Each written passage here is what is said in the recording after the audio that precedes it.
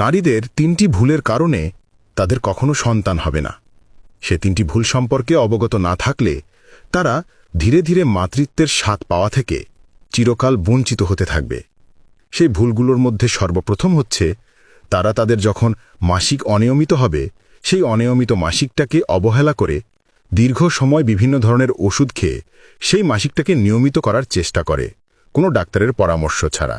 সেক্ষেত্রে তাদের বন্ধ্যাত্বের চান্স বেড়ে যায়, কারণ মাসিক অনিয়মিত হওয়ার সবথেকে গুরুত্বপূর্ণ কারণ হচ্ছে তাদের বডিতে হরমোনাল ভারসাম্য নষ্ট হয়ে যাওয়া এবং পলিসিস্টিক ওভেরিয়ান সিন্ড্রোম নামক একটি জটিল রূপ হলে। মাসিক অনিয়মিত হলে অবশ্যই একজন নিকটস্থ ডাক্তারের পরামর্শ নেওয়া উচিত যদি সে মাসিকটি একাধারে ৩ সাইকেল অনিয়মিত হয়। ২ নম্বর হচ্ছে অতিরিক্ত সাদাস্রাব যদি হয়, সেক্ষেত্রে কোনো নারী যদি অবহেলা করে সেক্ষেত্রে তাদের জরায়ু ইনফেকশনের চান্স বেড়ে যায়। নারীদের ২টা সময় স্রাব হওয়া নরমাল, সেটা হচ্ছে মাসিকের আগে এবং মাসিকের পরে। এই সময়টাতে এই স্রাবে যদি অতিরিক্ত তীব্র আঠালো বর্ণ হয়, দুর্গন্ধযুক্ত হয় এবং কালার পরিবর্তন হয়, সেক্ষেত্রে বুঝতে হবে তার এটা জরায়ুর কোনো প্রবলেমের কারণে হতে পারে।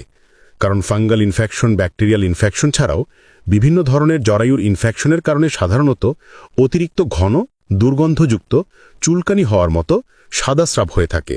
সুতরাং এই অবস্থায় অবহেলা না করে দ্রুত চিকিৎসকের পরামর্শ নেওয়া উচিত। যে নারীরা অতিরিক্ত পরিমাণ জাঙ্কফুড খায়, অতিরিক্ত পরিমাণ কার্বোহাইড্রেট বা ভাত জাতীয় খাবার খায়, তাদের বডিতে ইনসুলিন রেজিস্ট্যান্স হওয়ার চান্স বেড়ে যায়, সন্তান না হওয়ার মতো প্রবলেমে পতিত হতে থাকে।